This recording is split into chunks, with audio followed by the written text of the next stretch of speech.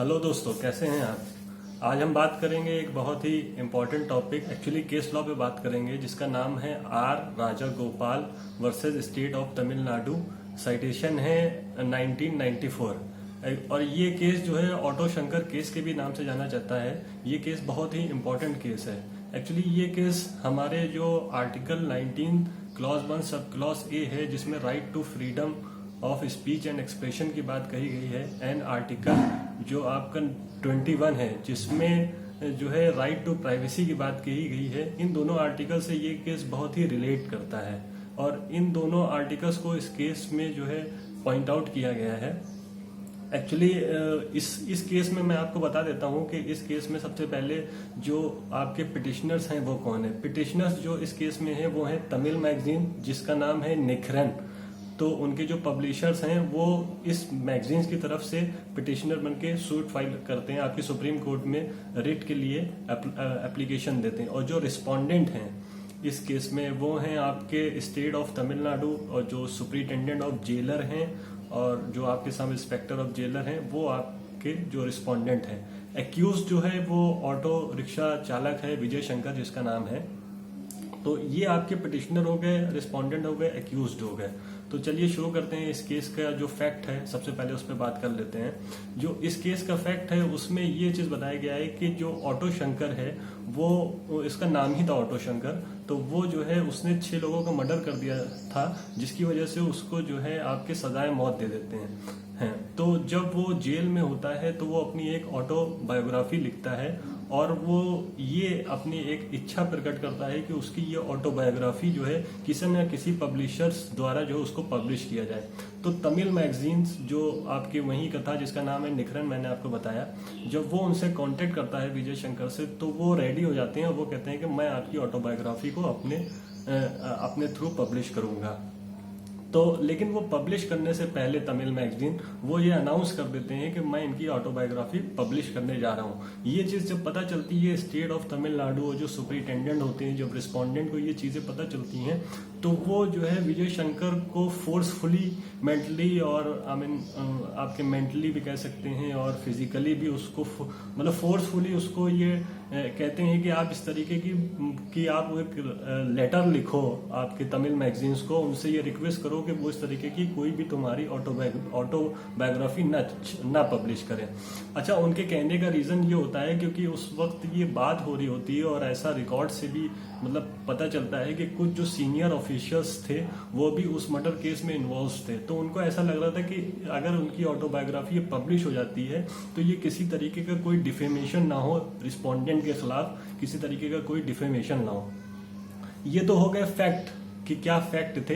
अब इसी फैक्ट के अंदर एक चीज ये भी है कि जब तमिल मैगजीन्स को ये पता चलता है कि उसको विजय शंकर को टॉर्चर किया जा रहा है इस तरीके से कि वो हमको ये कहे कि हम ऑटोबायोग्राफी ना छापें, तो वो क्या करते हैं, सुप्रीम कोर्ट चले जाते हैं अंडर आर्टिकल 32 के अंदर, जिसमें ये कॉन्स्टिट्यूशनल रेमेडीज के बारे में बताया गया है।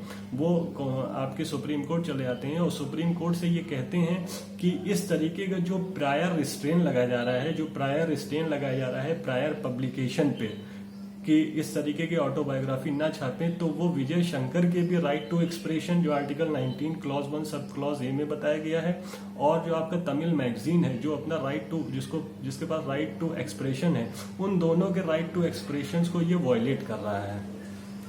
अब कोर्ट के सामने जब बहस होती है तो कोर्ट के सामने 3 पॉइंट्स होते हैं जो बहुत ही इंपॉर्टेंट है। पॉइंट तो बहुत है लेकिन जो 3 पॉइंट्स होते हैं जिसपे केस डिपेंड करता है वो बहुत ही इंपॉर्टेंट पॉइंट है।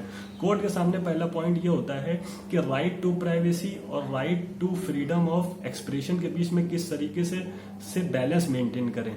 एक्चुअली राइट टू प्राइवेसी किसकी, जो रिस्पोंडेंट्स हैं, स्टेट्स हैं, उनकी भी राइट टू प्राइवेसी आ रही है, विजय शंकर की भी राइट टू प्राइवेसी आ रही, क्योंकि वो उनकी जो है ऑटोबायोग्राफी को पब्लिश करने जा रहे हैं तमिल मैगजीन। और दूसरी चीज ये होती है कि right to freedom of expression जो विजय शंकर का भी, क्योंकि उसने इच्छा प्रकट करी थी कि भाई आप इसको पब्लिश करिए, और जो आपके तमिल मैगजीन्स का भी right to freedom of expression है, उनके बीच में किस तरीके से बैलेंस को मेंटेन करें।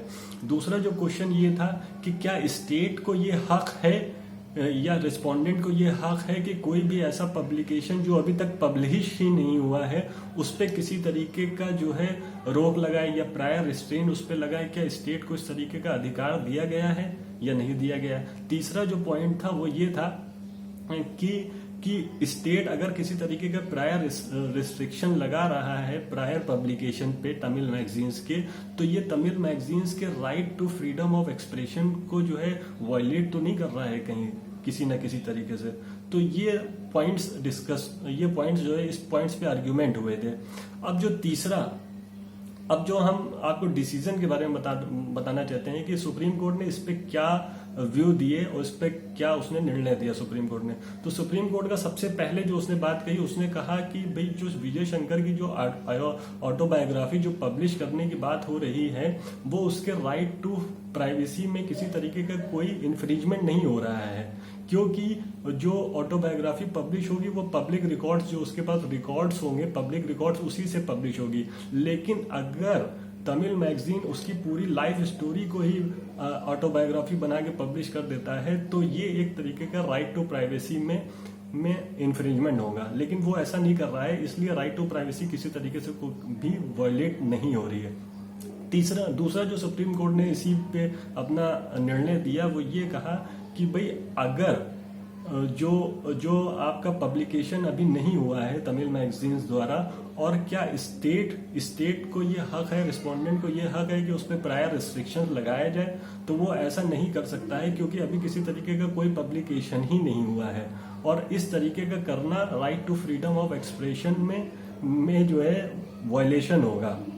और तीसरा ये कहा गया कि अगर स्टेट को ये लगता है कि इस तरीके के आर्टिकल से पब्लिश होने के बाद उसका डिफेमेशन होगा, तो पब्लिश होने से पहले वो इस तरीके का कोई भी डिफेमेशन के लिए सूट नहीं फाइल कर सकता है। हाँ, जब एक बार ऑटोबायोग्राफी पब्लिश हो जाए उसके बाद अगर किसी तरीके का कोई डिफेमेशन होता है, तो स्टेट के पास ये राइट है कि वो डिफेमेशन का सूट तमिल मैगजीन के खिलाफ फाइल कर सकता है। तो कुल मिला के इसमें जो सुप्रीम कोर्ट ने ये कहा कि ऑटोबायोग्राफी के पब्लिश होने से राइट टू प्राइवेसी, जो विजय शंकर के राइट टू प्राइवेसी है, उसमें किसी भी तरीके का कोई वायलेशन नहीं है, क्योंकि आपके तमिल मैगजीन उसकी पूरी स्टोरी नहीं छाप रहा है। दूसरे तरीके का ये है कि जो ऑटोबायोग्राफी अभी पब्लिश ही नहीं हुई है, उस पर किसी भी तरीके का प्रायर रिस्ट्रिक्शन लगाना ये स्टेट को किसी भी तरीके से डिफेम नहीं करता है, उसकी डिफेमेशन नहीं है। और स्टेट के पास ये हक नहीं है कि पब्लिश होने से पहले ही उस पर किसी भी तरीके का डिफेमेशन का सूट फाइल कर दें तमिल मैगजीन के खिलाफ। तो इसमें जो सुप्रीम कोर्ट ने ये कहा कि right to freedom of expression and right to privacy violate हो रही है तमिल मैगजीन्स की और ऑटो शंकर की, इसलिए इसको सुप्रीम कोर्ट ने अपहेल्ड कर दिया। तो ये था हमारा पूरे जो हमने आपको बताया कि किस तरीके से ये केस आया। इस पे मैंने एक इंग्लिश लेक्चर भी बनाया है जो कि आपको इस पे आई कार्ड में मिल जाएगा, और उस पे आपको एग्जाम्स नोट्स भी मिल जाएंगे। अगर आपको वो वीडियो भी देखना हो तो वो भी आप इसी के थ्रू जाके देख सकते हैं। तो अगर आपको ये वीडियो अच्छी लगी है तो लाइक कर दिए, सब्सक्राइब करिए, और यही हमारी दुआ है कि आप लोग जो है अपनी खैरियत से रहें। शुक्रिया आपका।